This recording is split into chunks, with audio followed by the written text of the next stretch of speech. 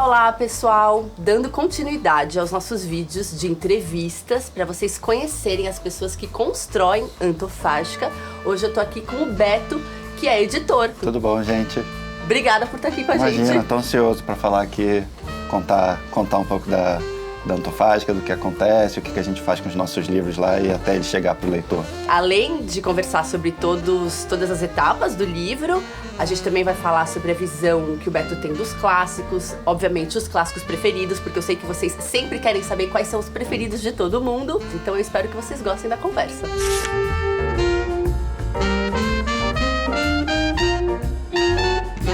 Beto, então primeira coisa, como começou a sua relação com os livros? Cresci em duas casas, né, porque meus pais eram separados, assim, e eu frequentava aquela coisa de passar 15 dias na casa, fim de semana na casa de um, depois voltar para casa do outro. Mas eram duas casas que eram, assim, recheadas de livros. E eu acho que isso é muito importante, né, você ter o objeto, o livro ali próximo de você. Na casa do meu pai, por exemplo, me chamava muita atenção porque tinha um quarto que ele não era um escritório, porque não tinha uma escrivaninha, não tinha nada assim, mas era um quarto que não tinha cama, mas tinha várias prateleiras de livros, estantes e tudo mais. Só a presença dos livros, assim, eu acho que já foi uma coisa muito importante para me dar curiosidade e vontade de entender o que era aquilo dali. Legal. E aí você lembra de alguma leitura, assim, da sua infância que te marcou? Algum clássico infantil? Não, começou com o infantil, eu me lembro bem, assim, um livro da Ruth Rocha, se não me engano, Marcelo Marmelo Martelo, né? Que é aquele menino que ele começa a questionar o nome das coisas, né? Então, ele não chamava a colherzinha de mexer o café de colher, né? Ele chamava de mexedorzinho, e ele ficava ali tentando se comunicar. Aquilo acho que era uma maneira até da criança chamar a atenção ali, né, dos pais. E eu adorei a história, eu achava super engraçado. A primeira lembrança, assim, de um livro que eu adorei, eu acho que foi esse. É um clássico, né, da literatura infantil. Eu até falei desse livro em um vídeo recente, aqui em casa a gente adora também. E aí, como você prestou vestibular, fez faculdade de letras ou de editoração, como é que foi? Antes de pensar em estudar letras, eu queria fazer educação física. É uma coisa assim, eu adorava livros, mas eu adorava esportes também, né? E eu ficava nesse meio do caminho ali entre as duas coisas. Eu acho que eu passei o ensino médio inteiro pensando em educação física e talvez nos últimos 6 meses eu acabei decidindo ir para letras, né?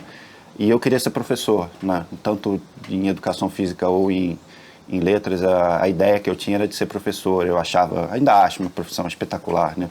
Só que dentro da faculdade eu acabei conhecendo um professor de literatura brasileira, o Dal Bastos, lá do FRJ, e ele tinha uma experiência de mercado editorial e ele dava uma disciplina eletiva de mercado editorial.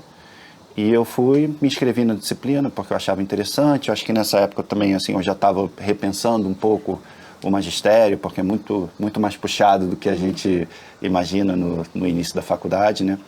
E aí eu cursei essa disciplina, fiz cartas de apresentação, enviei para várias editoras lá do Rio de Janeiro e no fim das contas acabei conseguindo um estágio numa editora de obras de referência e comecei minha carreira no mercado editorial. Nunca exerci nada de magistério, nem fiz minha licenciatura, assim. Depois que eu entrei no mercado editorial, eu não saí mais.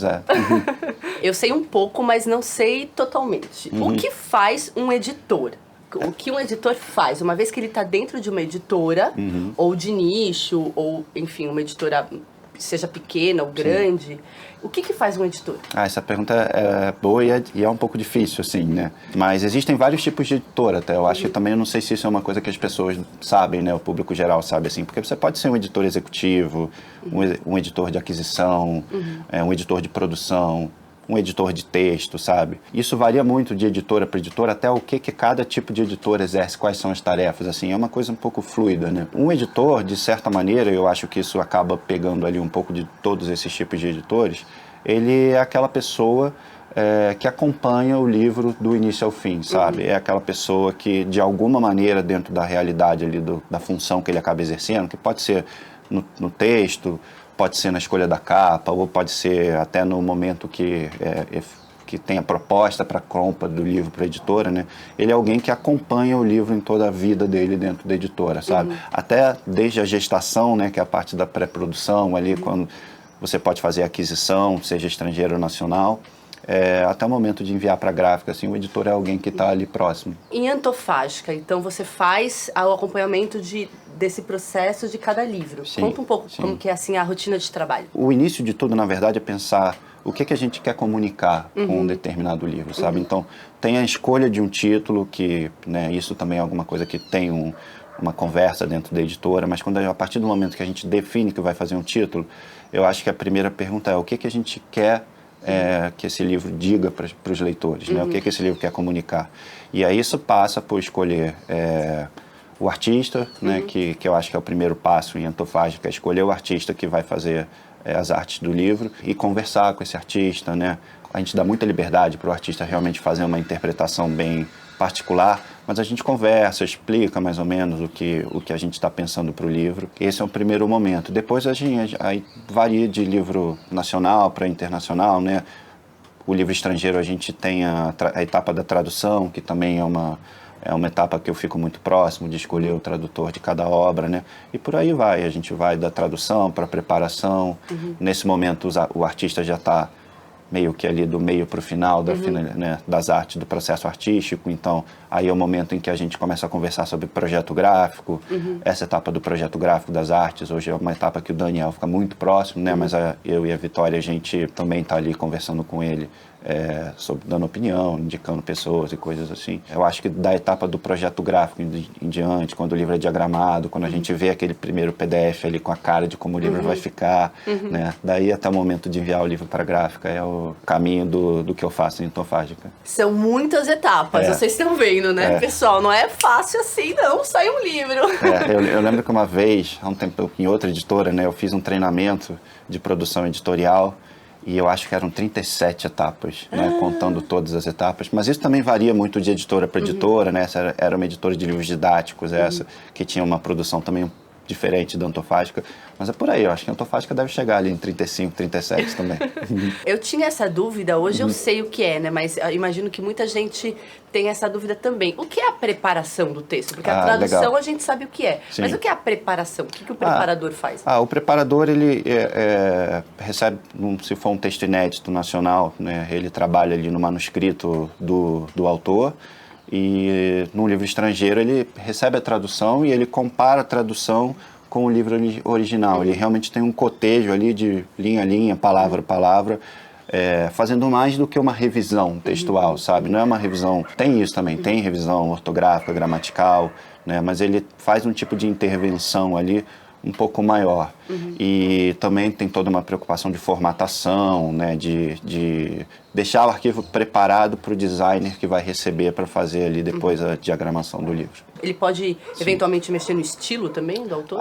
Eu acho que ele faz sugestões, né? O tradutor, o autor ou o tradutor, ele é respeitado, é claro, né? Mas tem muito espaço para diálogo ali, né? Uma vez eu lembro que uma amiga tradutora minha comentou comigo assim que ela conversava muito com os editores pela caixinha de comentário do Word, né? Realmente ali fica um espaço de diálogo.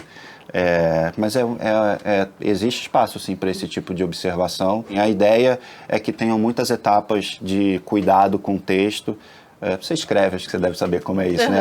A gente está sempre ali procurando feedbacks e o preparador é alguém que talvez seja o primeiro a dar esses feedbacks para a pessoa que escreveu ou traduziu. Beto, todo mundo que senta aqui para conversar comigo, eu faço a mesma pergunta. Na sua visão, o que é um clássico? De alguma maneira é aquele que fica, sabe? O tempo passa e ele acaba ficando. Acho que a qualidade não é a única característica do clássico, sabe? Mas eu acho que assim, é aquilo que marca uma geração, marca um período, um tempo, alguma coisa assim. A gente não está falando só de livros aqui, claro. Falando mais em geral, assim, né? Um álbum clássico, um álbum clássico, uma pintura. E o que ficou para você? Então é hora de você me contar quais são os seus clássicos preferidos. Livros e também outras obras de arte, clássicos de outras linguagens que te marcaram. Eu vou começar pela música, pode? Claro!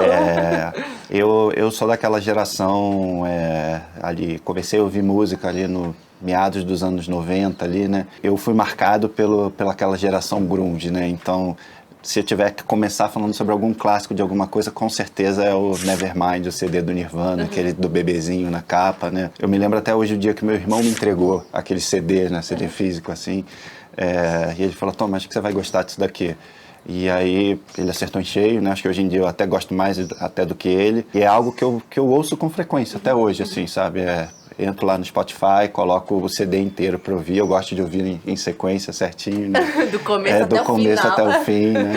Um livro que me marcou muito porque eu li para colégio, depois eu li na faculdade como estudante de letras e depois a Antofágica me deu oportunidade como profissional do livro também, né? Foi o Quincas Borba, do Machado de Assis. O Quincas Borba, o personagem, né, eu acho que ele é o grande destaque do Memórias Póstumas, né? Então, depois quando eu descobri que tinha um livro só para ele, foi uma professora do colégio, né, que deu pra gente ler, eu fiquei encantado, assim, né? E aí o Machado tem essa coisa de gostar de zoar o leitor, né? Então, assim, aí você começa o livro e aí o Quincas Borba acaba não sendo o grande protagonista do livro, né? Então, eu acho que esse foi um livro que me marcou em várias etapas da vida, né? No colégio, não vou mentir, eu li um pouco assim, com algum esforço, né? Precisava para fazer prova, para fazer trabalho, não lembro o que era. Eu também, nossa. Depois na faculdade de letras aí eu já li Encantado. Foi também para um objetivo acadêmico, né? Mas aí eu já li com muito gosto e totalmente encantado já pelo Machado. E depois, como profissional de livro, eu acho que foi tipo, acho que foi um prêmio que a Antofágica me deu, sabe? A oportunidade de trabalhar ali num dos meus livros preferidos. Eu lembrei de uma coisa que é interessante, assim, de um aspecto, né, dos clássicos que você falou. Hoje, quando você estava contando do Nevermind, hoje eu gosto até mais do que na época. Um clássico tem isso, né? Quando a gente vai revisitando, a gente até vai mudando a relação com ele, até gostando mais e vendo e tendo outras percepções, né? Então, acho que o clássico, ele dura no tempo e ele não se esgota. E você muda o que... Pode mudar o aspecto que você gosta mais, né? No Nevermind, por exemplo, eu lembro que quando eu era adolescente, o que eu gostava mais era das músicas mais barulhentas, né? Hoje em dia, quando eu ouço, acho que isso pode ser um pouco da idade também, né? Mas às vezes, assim, eu abaixo um pouquinho a música mais barulhenta e eu acabo gostando das músicas mais melosas, mais líricas, assim, né? E um livro também que eu amo é A Insustentável Leveza do Ser, do Kundera, né? Quando eu li esse livro pela primeira vez, e eu ainda acho que esse livro tem o melhor início de romance de todos os tempos, assim, né? Que tem uma divagação meio filosófica ali. Aquilo era o que me marcava, porque eu li como estudante de letras. Então, quando você está estudando letras, tem muito aquela coisa do estudo do estilo, da linguagem, o diálogo com outras artes, né? Com outros... né? Isso, né? E depois foi o enredo mesmo, né? Depois, de alguma maneira, foi aquela história ali que me pegou. Mas a primeira vez eu gostava, assim, eu falava assim, a melhor parte desse livro são as 10 páginas iniciais. E depois eu mudei de opinião. Eu ainda gosto das 10 páginas iniciais, mas até uma vez eu fiquei me perguntando assim, será que eu, como editor, se eu recebesse aquilo, o que será que eu faria? E eu acho que até deve ter tido esse diálogo, assim, do editor ali com o autor, porque é uma coisa que realmente foge um pouco da linha narrativa, né? Tem um momento de comentários, né? Então, muda, eu acho, o que a gente gosta em cada obra, né? Com o tempo. Eu já sei qual é o clássico da Antofágica preferido do Beto, então já peguei ele aqui. Beto, conta por que esse é o seu clássico preferido da editora. Eu acho que assim, foi como tudo começou, né? Eu acho que assim, foi um início assim, arrebatador da Antofágica. E eu conheci essa edição antes dela ser impressa, né? Eu ainda não estava trabalhando na Antofágica na época. E eu lembro, eu conheci o Daniel da época que a gente trabalhou na Intrínseca juntos, né? A gente manteve contato após o tempo que a gente trabalhou juntos. E eu me lembro que o Daniel um dia me mandou, eu soube que ele estava abrindo a editora, vi todos os stories, a divulgação da Luciana, do Sérgio, Rafael, todos juntos falando sobre o livro, né? E ele me mandou uma mensagem um dia falando assim, você topa fazer uma revisão? E aí a pergunta de sempre, né? Qual livro, qual prazo, assim. E quando ele falou, é uma Metamorfose, do primeiro livro da Antofágica. Aí eu lembro que até eu deixei o prazo para lá, falei assim, não, manda, claro, assim, né? E aí eu abri o PDF, assim, quando eu abri o PDF eu já tinha certeza que a Antofágica ia dar super certo, sabe? Ficou encantado. Eu vi as ilustrações, o início do livro, as aberturas que a Antofágica tem, né? Que eu acho que foi uma criação da Giovanna.